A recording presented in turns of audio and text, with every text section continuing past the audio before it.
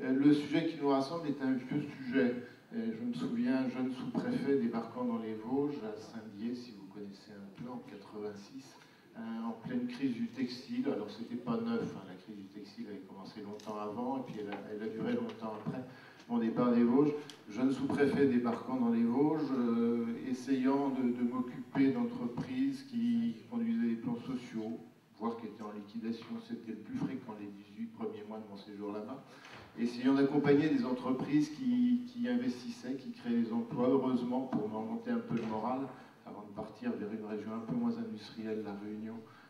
à l'été 1989. Et je me suis retrouvé très souvent confronté à la problématique du haut de bilan de ces entreprises, soit des entreprises anciennes, d'ailleurs parfois des entreprises textiles qui avaient un siècle derrière elles, soit des entreprises nouvelles, plutôt dans la métallurgie et le plastique, parce que ce qui se développait à l'époque dans la sous-traitance automobile, c'était la métallurgie et le plastique. Et nous disions déjà qu'il fallait des instruments pour le haut de bilan, qu'il fallait apprendre aux chefs d'entreprise à faire attention à leur haut de bilan, qu'il fallait rapprocher ceux qui géraient les entreprises, ceux qui géraient les instruments de financement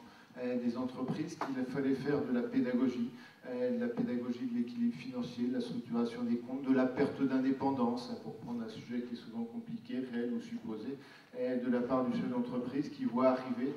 alors qu'il a pensé construire son développement seul et qu'il l'a souvent très largement construit seul, d'ailleurs, éventuellement avec son banquier quand même, au passage, il ne faut pas l'oublier, lui faire comprendre que faire entrer un tiers parti, ça n'est pas nécessairement abdiquer ce qu'il a essayé de créer et c'est être dépossédé de ce qu'il a effectivement créé.